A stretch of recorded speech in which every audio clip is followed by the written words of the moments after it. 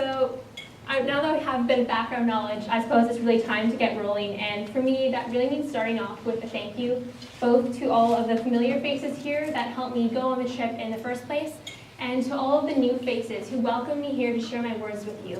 It really means the world to me. Ever since coming back, I found it almost hard to articulate and put all everything I saw and experienced into mere words. But here today, I really want to do my best to share with all of you the happiness, joy, and sorrow that I saw and felt and experienced there.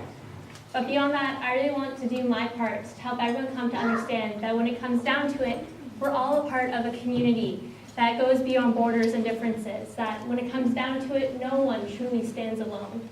So really, I suppose I want to share with all of you my passion and my conviction that we can change the world, one little bit at a time, if we're just willing to stand up for each other. So I want to share with all of you what taking a stand means to me. To me, my first always comes seeing.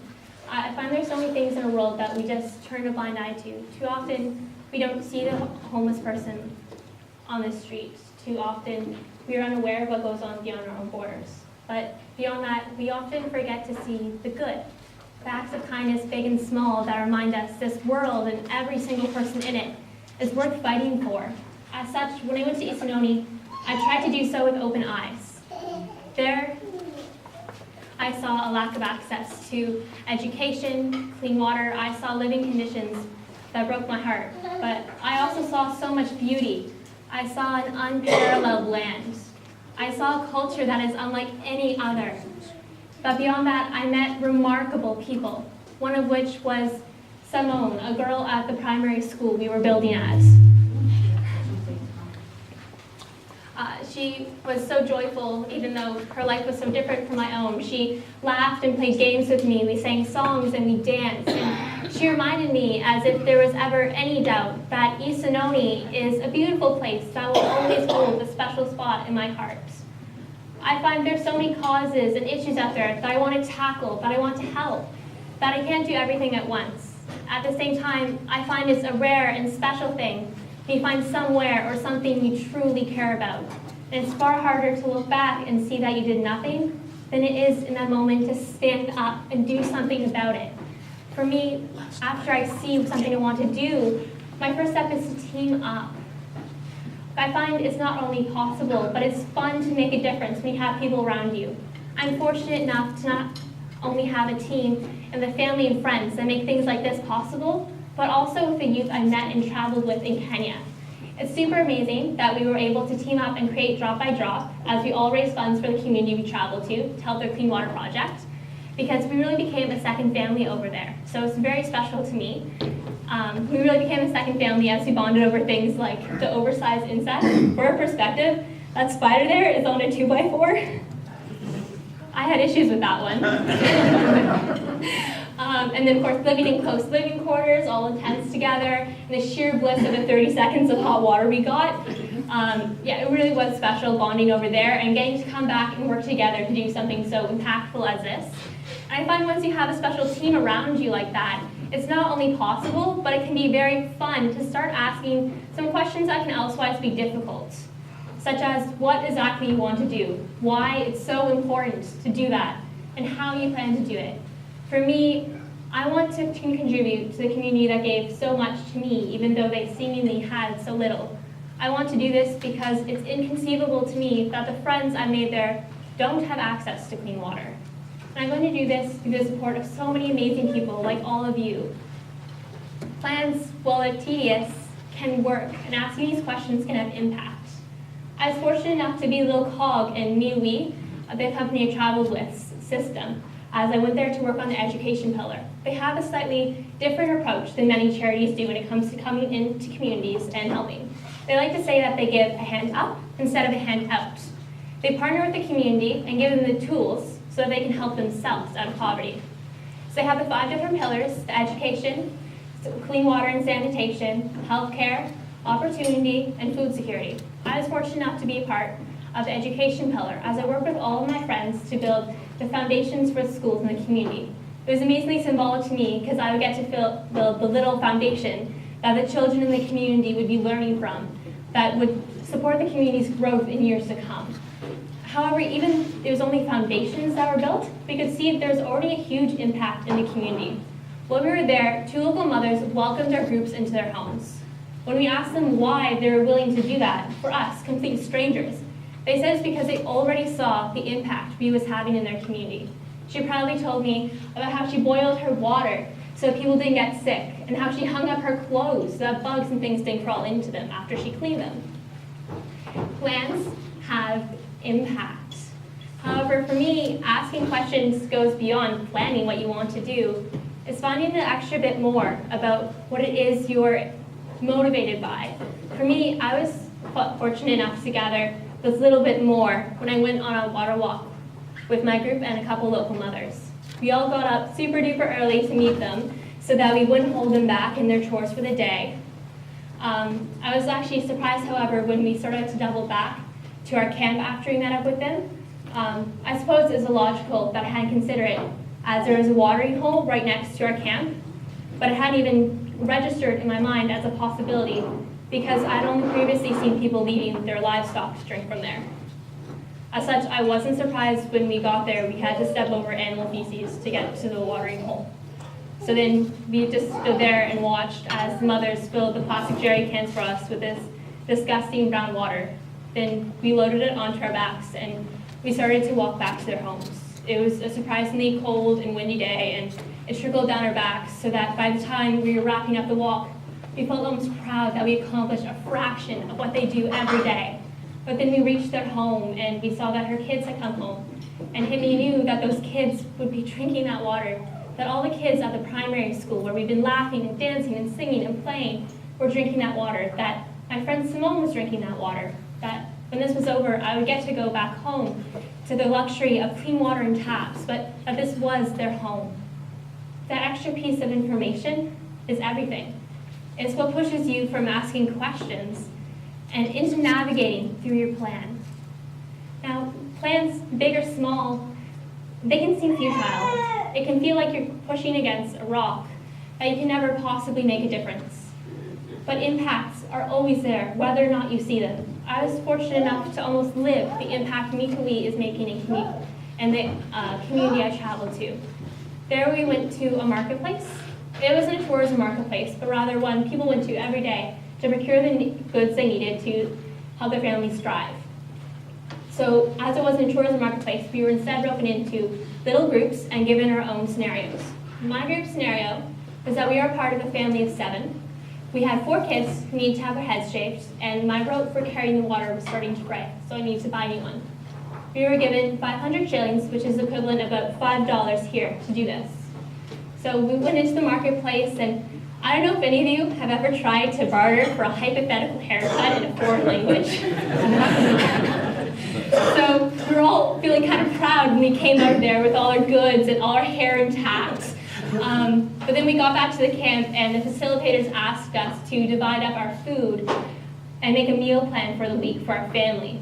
And there we realized when they asked us if we were happy with our food, that we couldn't sustain ourselves on what we managed to procure. They kind of nodded and walked on, but then they came back and they said, how would your situation change if the children in your family went to a WE school? When we kind of just shrugged, they explained to us that each child that goes to one of WE's schools is given a free lunch every day. And that just blew my mind because that meant all the kids in my hypothetical family were getting proper lunches each school day. That meant there were 20 less meals for my family to provide. That meant we wouldn't starve. So then they went back again, went away. We were feeling kind of happy about ourselves now. Then they came back again and they said, how would this change if the mother in your family was a part of the opportunity program? When he shrugged again, they gave us an example. They said, say, the mother you're talking to might have made rumbus for ceremonial sticks to sell through Meet a Week. They could make another maybe 700 shillings a week. And that meant my family was making over twice as much as it had before, while not altering the way of life. That meant my family could sustain ourselves. That meant we could maybe save so that children could continue their education past the free one. It was mind-altering. It was life-changing. Impacts are rarely seeable. You cannot see the true impact you make. But the impact is always there. And so that's my final step, is to dream. to dream of the impact you are having, to dream of the impact you can and will have. My dream is that the children of Esinoni will have access to clean water. But the thing about dreams is they don't have to end when you wake up. I dream that the children of Esinoni will have food security. They'll have access to education. They'll have access to healthcare. They'll have opportunities I can't even dream of. And because of all of you, this dream is a little bit more possible. So thank you, all of you, because now you know what it means to me to stand. And I also consider, even if you can't contribute financially, you all have the power to make an impact through your actions, through your words, and also through a unique opportunity the We website has. Right now they have on their website a pledge that says, you think in terms not of I, but in terms of we, of making a global impact, about caring about your community, about standing up. And if you take this pledge, saying that you live we, as I know you all do, they'll donate $10. I know it probably won't help my friends, but it'll help someone's friends. So I ask you to consider just pressing these few buttons that won't cost you anything, even if you can't help my friends, because it would still mean the world. So thank you all so much. That's the end of my formal presentation.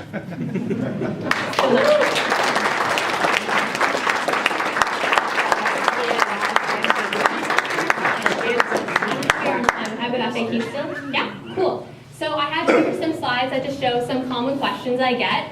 And then afterwards, if you want to open up to any questions anybody has about the trip, me, we, and I'll do my best to answer. So one question I always get is food. Maybe my friends are just very food-oriented like I am, but so the food was largely westernized, but we had a personal cook that was there in the can, and it was all absolutely delicious, and it all came from a local farm that's run by community members that also provides for all the schools in the area, and it's all run sustainably to make sure it's long-lasting. Living accommodations, we joked there, it was 5-star camping. We got like our own bedspread, some like hanging rack things. We even had someone come in and make our beds at the end of the day. I know, right? 5-star camping. And then, okay, so anyone who knows me knows I have a serious aversion to bugs. So my main issue was the spiders, but one thing most people had issues with were these. They're actually a type of ant, but they're like bigger than your finger. Oh my God. And they're always in our tents. And someone tried to squash one on my pillow, and I'm like, no! So yeah, you see me at night hopping around with paper bags, trying to catch them and lift them out of the tent. Oh, okay. And then of course the build site, like I said, we got to build the foundation for 2 schoolhouses. So this was actually a surprising amount of steps, because here you can kind of just pour in concrete, the mixing machine, but there you had to mix all the concrete and the mortar and the foundation walls. So it's a lot of work, but what I really liked about it though is that we worked alongside 2 Fundis, which were community members that were in charge of the construction site, so that we weren't taking away their jobs, but rather just kind of giving them an extra helping hand as they built the school, which I really loved that aspect, that we got to work alongside the community without taking away jobs. That just was really special to me. And then a lot of people question if I felt safe there. I've never felt safer. The second we walked into the airport, there were facilitators from the company that were there welcoming us, making sure we didn't have any questions. And every time we were there, we were with 2 Maasai warriors. That's Richard and Elijah that I was chilling with there. I never felt safer, and the community there was amazing. Like I said, they welcomed us into their homes. Kids ran alongside us and played. Where can I get that shirt? I don't know that they sell those particular shirts anymore, but on the we.org site, they will occasionally sell motivational shirts like that are all made in Canada sustainably. No sweatshops or anything. So check out the we.org site. I'm not sure all the clothing they have up now. And then the safari, I was so lucky. I got to go on a safari, and there was not a second there were animal in sights. There were zebras, I saw at least 5 different families of elephants. Getting to see that in the wild is like dream come true. And then giraffes, water buffalo, wildebeest during the Great Migration. There are tons of those everywhere. Gazelles, it was really magical. And then anyone who followed my trip beforehand, you might know I had the opportunity to meet Spencer West, a keynote speaker for Me to We, and Craig Kielberger, one of the founders. So they both told some really interesting stories that if you want, I'd be happy to tell you on broken telephone style later if you ask. And yeah, that's that. So if anyone has just any questions to throw out. Yeah, right here. How long were you there for? I was there for 3 weeks. 3 weeks. Questions, comments? Yes. So if they had water in their, clean water available, that would mean that they could grow vegetables and things as well. It would help their food situation. Yeah, They that's, can get seeds. that's the thing. A lot of it is all tied together. So they have the 5 pillars: the education, the healthcare, the clean water, the opportunity, and they're all kind of tied together. You can't go to school if you're sick, and you can't stay healthy if you're drinking water with feces in it. And agriculture, if you don't have enough water to grow food, you can't have food security. So that's why they try and see what the community individually needs. So right now they're working education first, and then water pillars, hopefully the next project they're taking on. So what do they do, Jaclyn?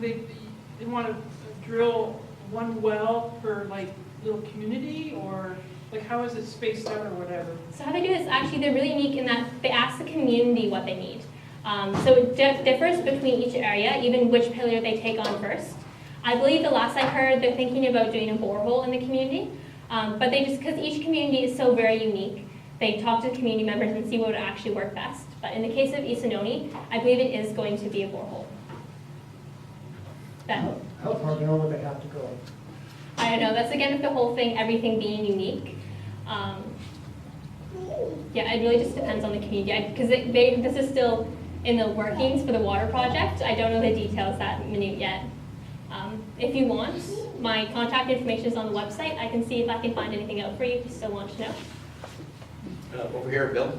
Could you tell us a bit about the schools in that particular community? In that particular community, so right now they have an old schoolhouse which is made of mud and sticks. They still run it, but they try and use it less because it's made mainly of, well, like I said, it's made of mud, so every time it rains, it's just completely coated. So if someone drops their school book, that's their only school book, so it can be ruined really easily. And you can't actually fit in the desk. When I was there, I was kind of like scrunched up in a little ball trying to sit down on the desk. So the new schoolhouses, they're made of concrete floors and brick walls, and the roofs are, I think they have shinglings in this one. And the desk you can actually fit in, which is very nice. Yeah, they have a couple learning tools. They have blackboards. So yeah, they're very nice. They had one or two, no, they had 2 already built when we got there. And the girls were accommodated in school? Yes, the primary schools are for boys and girls. The secondary schools thus far have been for girls, so they're opening up a boys' secondary school as well. Okay, because in many parts of that area, the girls are too busy carrying the water and only the boys go to school. Yeah, it's again with everything being tied, clean water, education, healthcare, it all comes together. So when you start to help one, you can start to help others. It's the hope anyway. Other questions or Keith? Please tell us about the honey and what you're trying to do with all that. Sorry, yeah, I didn't say that, did I?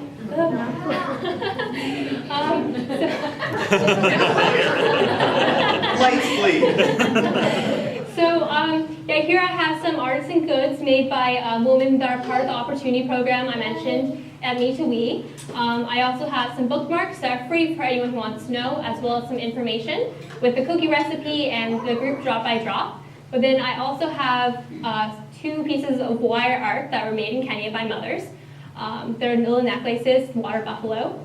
And then I have some products made from African Bronze Honey Project, which is made in Zambia, the honey itself. It tastes almost molassesy, it's a bit different. If you want, we have some samples over there that you can try to taste, as well as bee balm, which is made with the bees' wax from them. It's all sustainably made, recycling containers. It supports entrepreneurs in Zambia. And then the proceeds of all of that will be going towards Drop by Drop, which is the water project for Esinoni.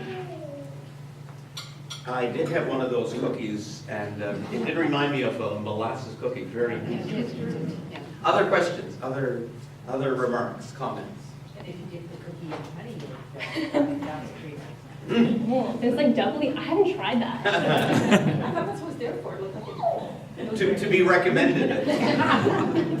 I heard someone, Jaclyn, just in passing, as your sort of remarks came to an end, say, "Wow," and I think that reflects just our reaction to a very thoughtful, informative, articulate presentation. Your passion and your generosity of spirit comes through. So we thank you for all that you're doing and for introducing us to the WE mission and website. We thank you for your presentation and also want to give you this note of thanks with a small honorarium that you can use for yourself or for the mission or whatever you wish. But on behalf of everybody here at Chalmers, thank you for a wonderful presentation.